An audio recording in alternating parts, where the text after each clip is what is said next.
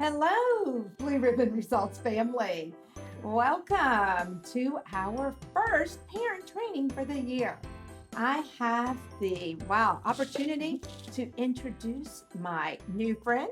This is Jennifer Ruckner, and she was with Teen to Tots. She actually is the owner of this amazing company established for the purpose of helping our children. And so tonight she's going to talk about ages and stages and help us. I'm a grandma, so I need to know what to buy my little 3-year-old for Christmas. And so she's going to give us some insight into how to do some smart shopping for our children. Without further ado, Jennifer, take it away. Thank you so much. Appreciate it, Sheila.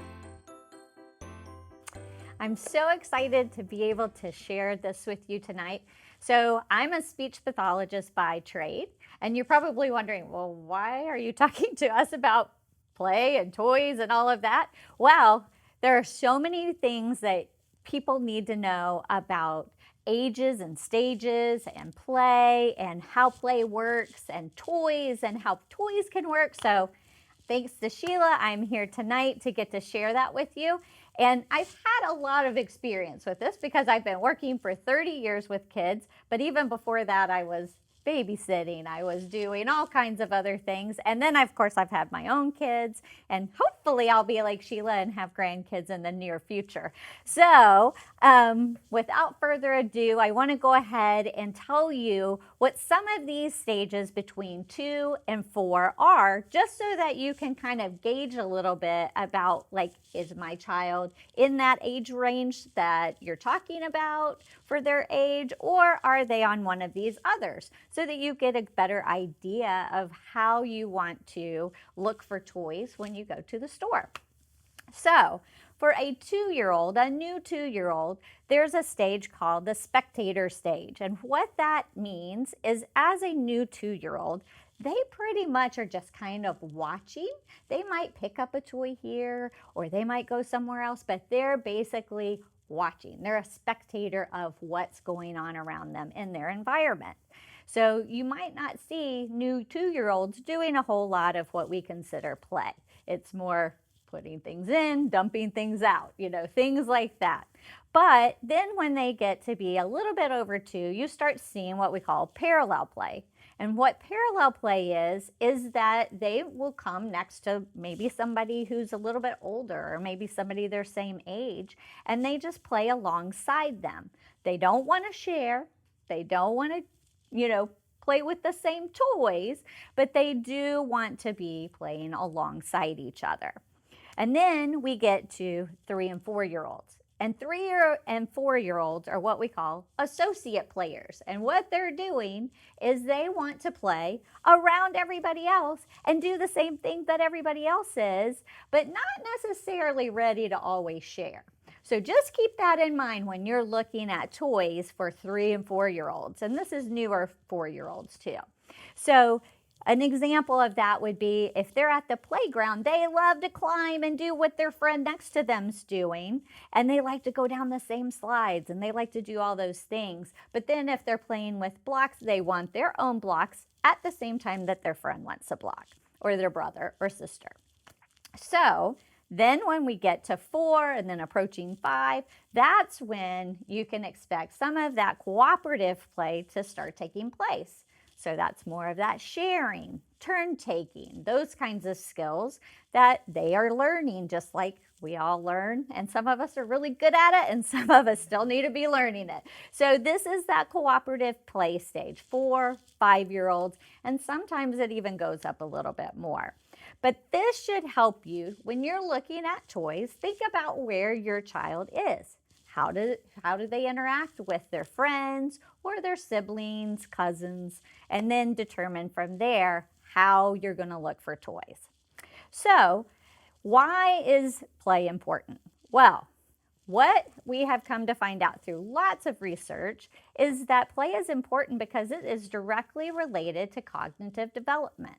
So as a child is playing, I can look at them as a professional, and I'm sure Miss Sheila is the same way, that you can look at a child and you get a pretty good gauge of how that little brain is working and how they're figuring out things. You see a lot of problem solving and a lot of social interaction. So this is why it's so important when we look at play, we look at all kinds of different skills, not just that they're playing with toys. So some of the things that I wanted to share with you before we get into all these fun toys is why that is important. So play, it involves so many different things. It involves our social, emotional, meaning how we get along with others, what we do with others, how we share our feelings, those kinds of things. It also helps us to learn new skills, whether it's through speech, whether it's through fine motor, gross motor. All those kinds of things are things that happen during play. And then another area is just the basic body growth. The more gross motor you're doing and the more movement you're doing, the better and stronger your body gets to be. So this is one of the reasons that play is so important. But one of my favorite little tidbits that I've learned over the years is when a child or when a person is learning a new skill, it can take up to 400 repetitions for you to learn that skill. But guess what? Play, if the child does it with play, it can take 10 to 20 repetitions and they can learn that same skill. So this is why this is so important. And a good way to do it is make sure you're picking the right things for them to learn those skills. So the part you've been waiting for is now ahead of you. So some of the things that I'm going to talk about are what is the criterion for the 10 top ways to look for toys and good toys in the store. So here's the first one. And some of you are probably going to think, oh, I already have a lot of those toys at home. And what do I do with these toys? And we can, discuss that later. But for right now, don't buy toys that have batteries, no batteries, because one of the reasons that I say that is because when they have batteries, the toy does a lot of things for them. So they don't have to have the interactions that we had. When I grew up, there weren't really a lot of battery operated toys and we had to pretend and imagine and things like that. So the more we can give those opportunities to our children, the better. One of my favorite toys that now is battery operated for little ones is like the Fisher-Price Farm. And it's an awesome toy, except now instead of the child making the animal sounds, now the barn makes the animal sounds for them. So if you really want things like that, and they do have batteries, my suggestion is just take them out because if they don't know that they're supposed to do that, then it's okay. They're not going to miss it because they're going to be making those sounds for themselves. So that's one of the things. Some of the other things to look for in toys is that we want something that is going to make the child active rather than passive. So, for example, if they have a car and the car goes on its own, then they don't have to move the car around and make it interact and make the noises for it because it's doing it for itself. So think of that when you're looking at toys. Does the child have to get down on the floor? Do they have to make it work? Or does it just kind of run by itself?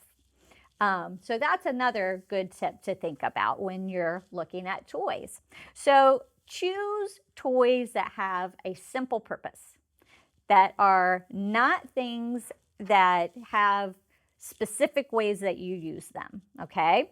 So things like that can be things like blocks. And sometimes, Legos right now, there's a lot of them that come in kits.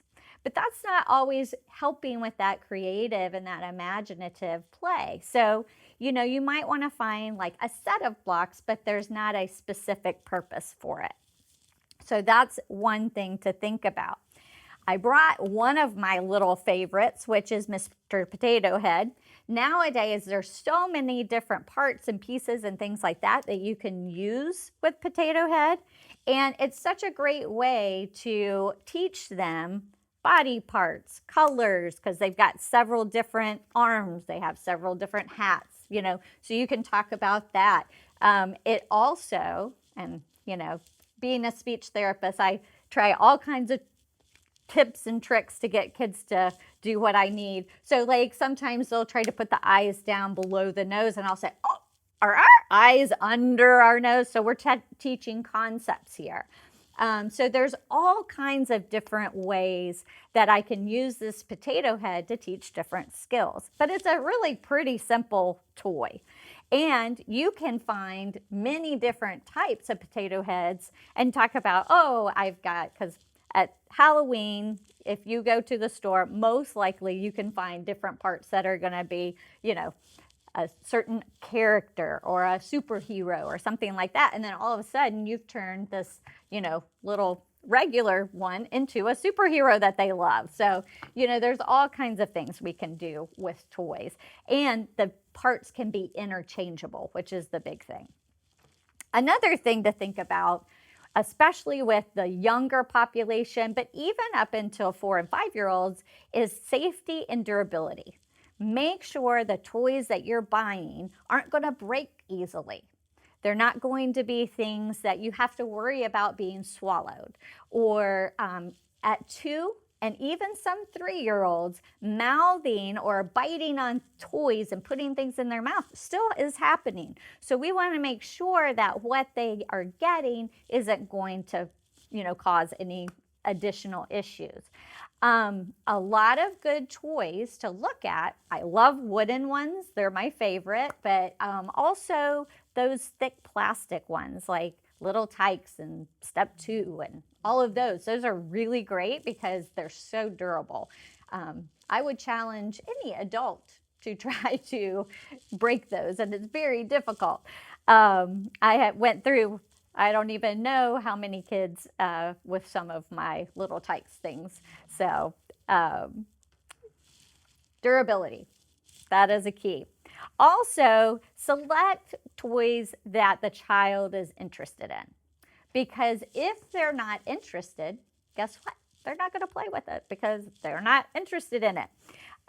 So you want to find things not necessarily character related. You want to just find toys that they might be interested in. So if your child, my son was totally into vehicles, and he was all about every single car ever. And I think we owned probably every Hot Wheel that there was and all the tracks and all of that. So if there's something that they're really into that you can have them use, that they can, like we were talking about earlier, that they can be active, then go for it. Get something that they really love. But try to, if you can, try to stay away from characters, just because those tend to not be long lasting. Over time, they kind of dwindle out and a new character comes in.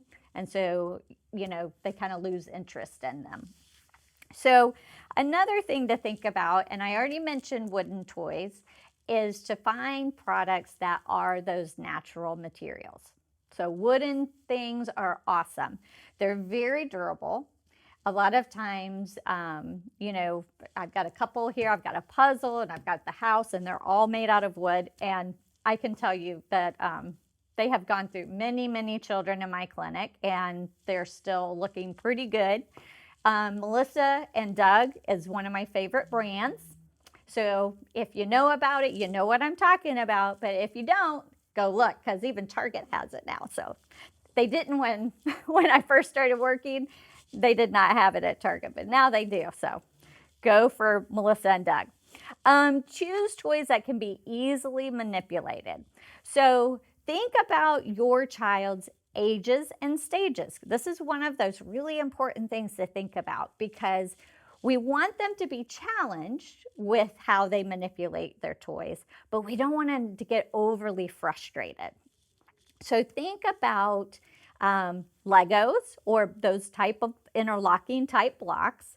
So we're not going to want something that a 2-year-old can't pick up with a full grasp with their whole entire hand, because that's usually the stage that they're at when they're in that 2 to 3 range. Once they get to be 4, they can do a little bit bigger blocks because they're using what we call a pincer grasp, and they're able to pick up things a lot easier. They're able to manipulate things better, and we'll go into that a little bit in a few minutes. But think about how they're able to manipulate the toys and make sure they can do it.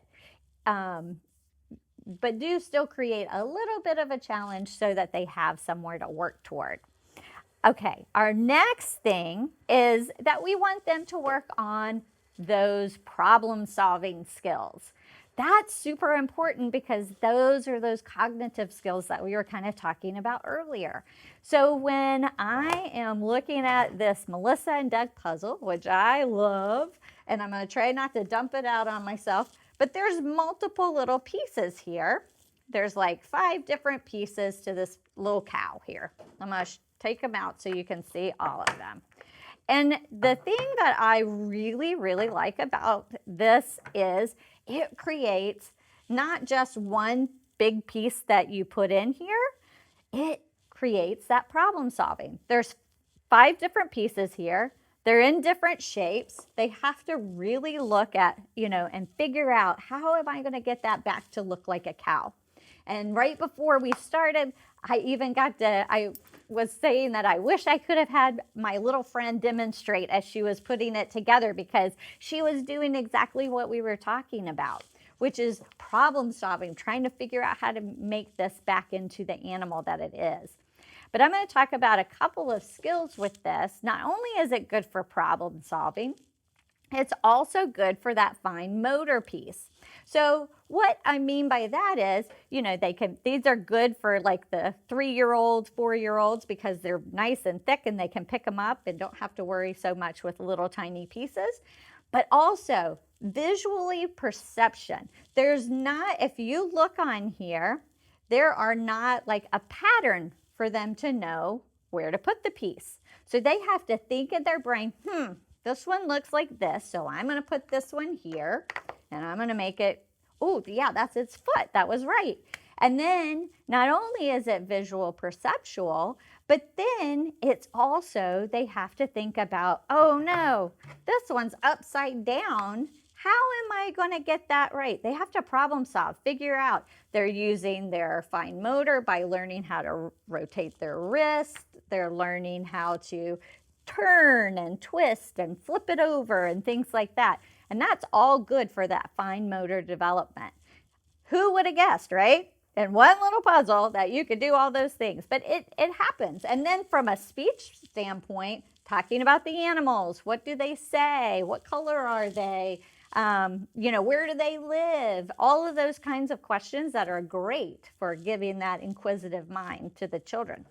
And I will tell you, although this is geared toward more little ones, it is not the easiest puzzle, because I've put it together with some of my friends, and sometimes it's a little challenging. So those that you think might look really simple, you might be surprised. They might give you a little more challenge than you expect. Okay, so let's keep going. Let's continue with sparking their imagination. What is it that they can think up this grand scheme of things, and they're like, oh, I love, I was running down the road and I found a bug and I picked it up and I put it in my box. What kind of little thing are they really into that they could make up this whole big story for you? And that's the avenue that you probably want to look at. If there's some big interest like that, that can promote that imaginative play. So if you are thinking, my daughters, one daughter loved baby dolls.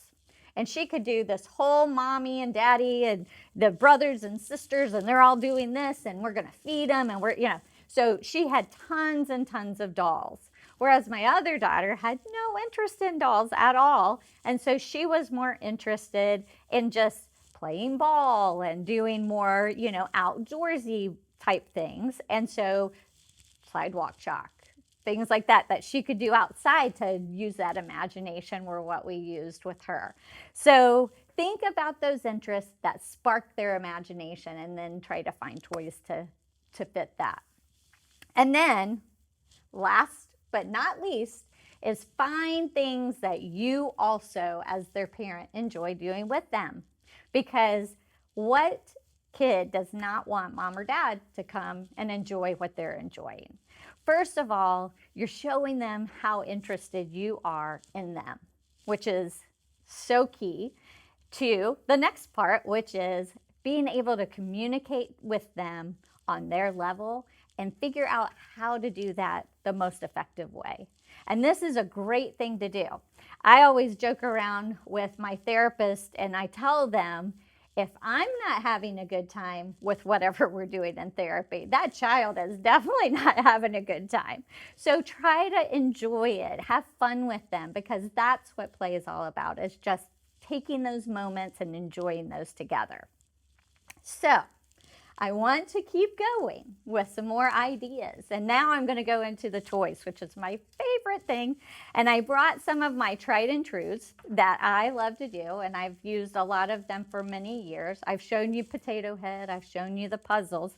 Puzzles are great because, like I said, you can use them to enhance speech production. You can use them for fine motor. It's a great way just to really get those problem-solving skills going. So there's so many great things with puzzles. Also, another thing that I really like are things that are kind of not things that are traditional, but I love this little house. And this little house I really like because it has 4 doors all the way around. They all lock. They all have a number on them. And there's room in here to hide little surprises behind them. But they have to coordinate the key that has the same number on it with the door. So you're working on number recognition. You're working on some fine motor because these are not little easy keys to get in there. And so you're going to put them in, you're going to turn. So you're working on that wrist rotation that I talked about before. If you hide things in here, if they see you when they're little and they see you put it in there and then you close the door, it works on object permanence so that they, oh, did they forget that it was in there? Or do they remember? Or, you know, you could just have little surprises in there and then it's like, ooh, what was in there? And then they get to tell you all about it. And, you know, you could hide Potato Head stuff in there and then they could find new pieces, you know, things like that. So think kind of outside the box a little bit about how we can use the toys that we have or the toys that you want to buy. So that is something to think about. Other things to think about, there's all kinds of blocks out there. So you cannot go wrong with blocks. Doesn't matter what kind, it just creates that inventive imagination, all of those things together. So connects, Duplos, Legos, you know, you name it, they're out there. Just think about, like we talked about, that size of the blocks themselves. Balls are always great. Get them out there kicking, throwing, you know, really work on those gross motor skills. That's always a great thing. Push and pull toys are good for the whole gross motor as well. And some of the things that you can think of are, you know, bikes. If they are having trouble with balance, you know, there's they're called balance bikes. And what you do is you put your feet on each side of them and you kind of pedal with your feet rather than them having pedals. So that's an alternative for the little ones, as well as scooters. Scooters are awesome. You're working on balance there as well. So all those big fine motor things are great to think about.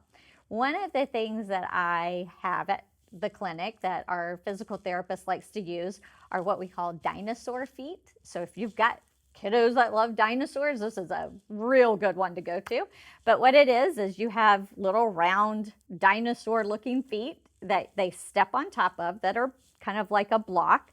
And then they have a string that you hold on to and they walk like a dinosaur.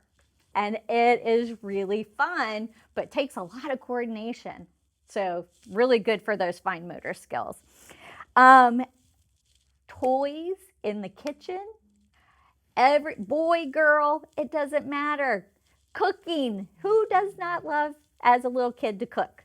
So pretend toys like toy food and dishes and all of that kind of stuff are always a hit, as well as like the tool benches. My daughter was probably at the tool bench more than my son was. I mean, she was hammering and she was unscrewing and things like that. We've got a couple of those behind me that are in this classroom that are awesome. I said I could just walk around this classroom and talk about all the great toys and things that are here because there's so many. Baby dolls and all the accessories that go along with them. I mean, it could be a whole day's worth of just talking about those kinds of things because kids can create so many imaginative times and play with those. One of my favorite things ever, because I'm a speech therapist and I'm all about the vocabulary and the words, are books. You cannot go wrong with books. They're awesome. They learn so many things. You can have so much fun with them. So I brought a couple to show you the different levels that you can look for. So everybody probably knows that little song, 5 Little Monkeys Jumping on the Bed. So here is a felt book that was in, yes, the Target bin. You know what I'm talking about, parents. The little cheap Target bin that has all the goodies that you could ever want for $2, $3 in the front. I think it's called Bullseye's. I can't remember. Something like that. Bullseye's bin, the dog. And so the cute thing about this is I have 5 little monkeys, and you get to make up your story. You get to make it with them. And I mean, kids love it because there's, you know, all kinds of different things that they get to do. So you get to start with the 5 little monkeys and you put them in the bed. And then you go from there and they're jumping on the bed. And then you go to the next thing. Uh-oh, one fell off and bumped his head. Oh no, you know, and he's got, you can make one with, you know, a hat. You could, so they've got all these different little things that you can put on them and create some imaginative play here. It's awesome. And then you do the whole story with them. And then guess what? What did the doctor say? No more monkeys jumping on the bed, you know, and you've got the whole doctor kit thing here. I don't know if you could see, but we've got the you could talk about going to the doctor and a Band-Aid and, oh no, we got to put a Band-Aid on him, you know, those kinds of things. So we have so many different things that you could do with this one little book. I mean, it's 4 pages long, but is chocked full of things to do. You don't have to read. This is one thing I think that sometimes it's not intuitive, maybe. You don't have to read the words all the time on the book. With 2-year-olds, they're not going to attend to the whole story anyway. So why not just talk about the pictures? Why not just point out, ooh, there's a monkey, you know, ooh, how many monkeys do we have? Let's count them, you know, things like that. And then you're creating a love for books without it being pressured, because that's when kids are like, I don't really want to read anymore because that was boring, or I didn't like that because I was having to sit there and I didn't want to, you know, things like that. So make it appropriate for the age of your child so that it is fun. Another one that I love this author, her name's Sandra Boynton. I love her. Her books are so fun. If you haven't seen her, I do recommend her. Eric Carle is another one. Love him too. I love all his books. But I love this because there's humor. You're creating that social emotional piece with humor. And the kids love this book. It doesn't matter. I've used it with 2-year-olds. I've used it up to, 6-year-olds. They still think it's hilarious because what it is, I don't know if you can see, but I'm going to move up as close as I can, is that there are 4 animals here, and they all have on the hat. They're different colors, so we're talking about the different colors of hats. 3 of them are wearing them appropriately, and that silly turkey is not. And he's got it on, I think his feet. Yep, on his feet. I pretty much know this book backwards and forwards now.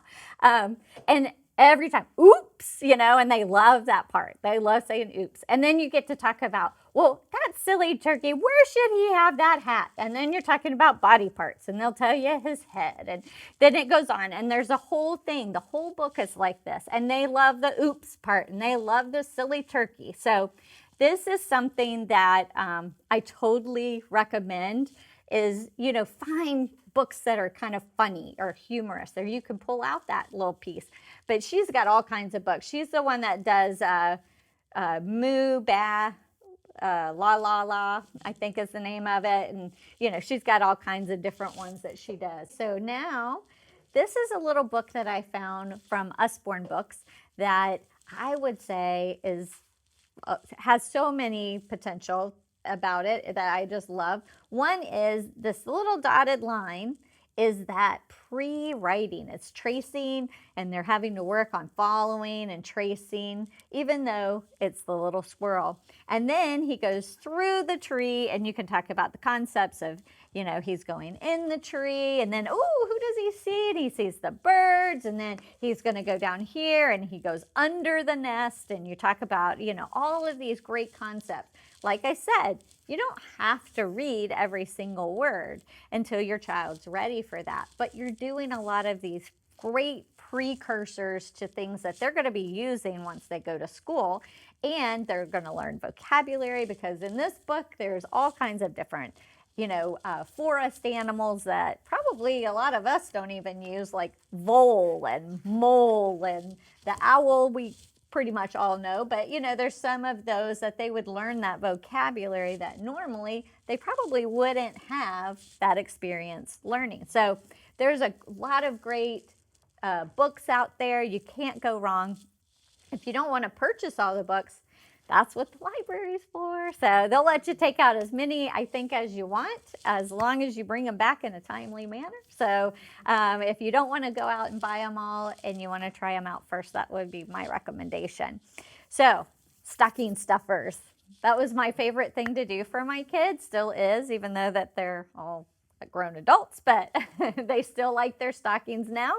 But some of the things that are great things that just reinforce everything we've been talking about, bubbles. Anything with bubbles, always a good thing. Kids love bubbles. You can even, I can make speech out of anything. So even pop, or counting them, or stomping on them, or, clapping them, whatever you can think of. You can use all kinds of vocabulary. Sidewalk chalk, always a winner. And in the winter, it's not a winner, but, any other time of the year, it works pretty well. Crayons, any kind of art supplies are always great. The construction paper, scissors, glue, all that kind of stuff. I even do little pom-poms and glitter and all that kind of stuff. But crayons are great to put in stockings. Play-Doh. Now, if you're like I was as a mom, I was not a fan of Play-Doh in my house, but maybe that's my own sensory thing going on there. I don't know, but here's the deal. Outside, or get one of those plastic picnic table, I'm blanking out here, picnic table, tablecloth, there we go, to put down on the floor in the kitchen so that you can pick it up easily and then take it out and shake it. Good thing. I learned all those kinds of things with my kids. One thing that's super popular right now, but it's great for fine motor, and I think some people use it like for fidgets, are the poppers. Like they come in all kinds of different shapes and sizes and every colors and all that, but it's great for that fine motor, the pointing and things like that. If you've got a 2-year-old or a 3-year-old that, just grabs, pointer poppers, perfect. There's even books out there that have those as well, the poppers in them. So look for those. Kinetic sand is awesome. Once again, if you're like I was, I didn't want sand all over my house. Kinetic sand is awesome because it all sticks together, but they can form different shapes and things like they could with Play-Doh. So that's also a good thing to do. Bathtub paints and bathtub toys are awesome to put into the stocking because those are things that they'll be able to use and play with, and you can, do all kinds of things and have fun with them while they take a bath. And then another idea are the kids cooking utensils that are like kid size. I loved those when my kids were little or younger, because it was great, because then they could get up and they could help me cook, or they could help stir or whisk, or, scoop things out. And you're using all kinds of vocabulary again when you're doing that, as well as all of those fine motor skills that we've talked about. And on top of that, you're using those cognitive skills because you're measuring, you're talking about how many you have to put in, we need 2 scoops. Oh, no, now it's just 1 scoop. So you can work on all of those, pre-academic math type skills that would be more appropriate for this age group. So those are some of my tips and tricks that I've used over the last 30 years that I hope will help you as you're looking for fun toys that you and your child can enjoy for Christmas holidays. So have a good one. I'm going to open this up in case Dr. Sheila has any questions that she thinks that you might want to know the answer to.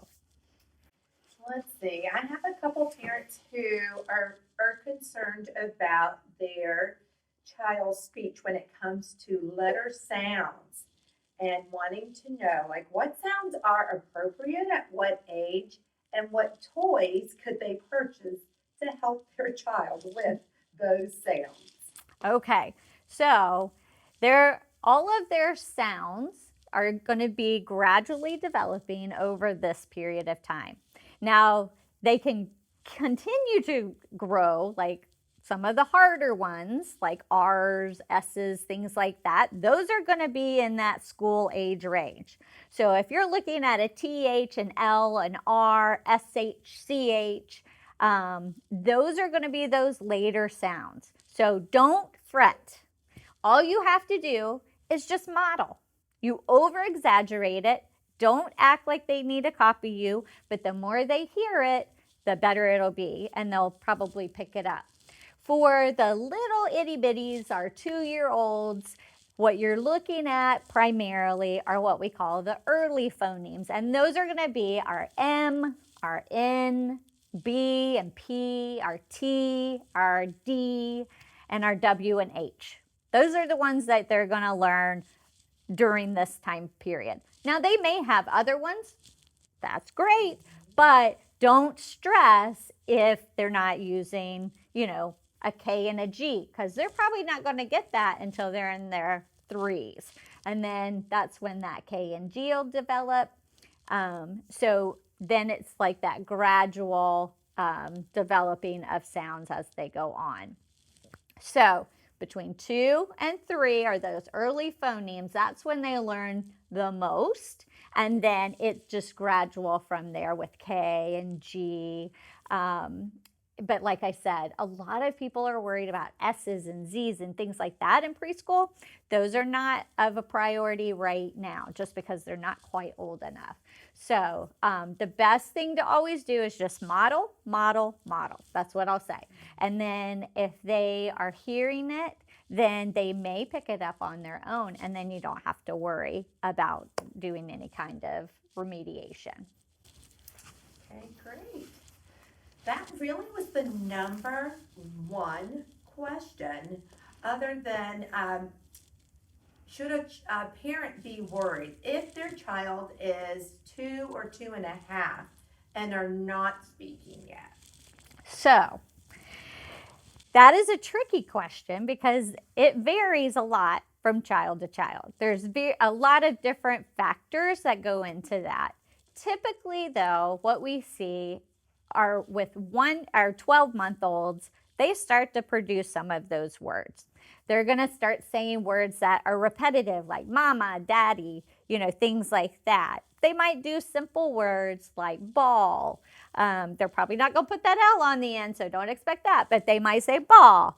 But you're going to start hearing words coming out around 12 to 18 months. So by 2, typically what I look for when I'm looking at children for their speech is I'm going to see how many words are they producing. I would like for them to produce 100 words. However, not all children develop at the same stage, but early intervention is the best key. I also look to see in the words that they're using, are they using like 2 word phrases together? So are they saying mama, go, or something like that, so that they're learning how to combine their words to make little sentences. So at 2, those are the things I'm looking for. It is not unusual if your child has dual languages that they're learning, that they might be a little bit behind that, but that's okay because they will catch up. Their brain's processing 2 different languages at the same time, and so it just takes a little bit longer for them to process, and then we'll see that kind of jump into, kick into high gear, and they end up a lot of times being fine. I do not discourage dual language because this is, remember, 90% of the child's brain growth happens in the first 5 years of life. So we definitely want to encourage that while that little brain is like a sponge. So. Okay. Are there any particular toys that can be used for sounds? So I think it depends on which sound you're trying to elicit. You know, a lot of our animal sounds, you know, they have a lot of those early phonemes that I talked about. So those are great ones to use. There's also a lot of our toys like blocks and ball and things like that that start with that letter B that are great. However, like with block, there's a B and an L together, so I wouldn't expect them to have that L sound in there. But if they're, you know, leaving that one out, that's okay. Just over-exaggerate it like I was saying before. And this is like at that 2-year-old. They're going to start putting those blends, as we call them, when there's 2 consonants together. They're going to start putting those together more in that end of the 3s, early 4-year-old stages. That's when we see that kind of start developing. Also with, like, you know, body parts, a lot of our body parts start with a vowel sound. So those are sometimes easier to start with, but they can produce them a little bit easier than some of those other words. Okay. Good stuff. Well, thank you guys so much. I hope that this has helped you. Enjoy shopping for Christmas.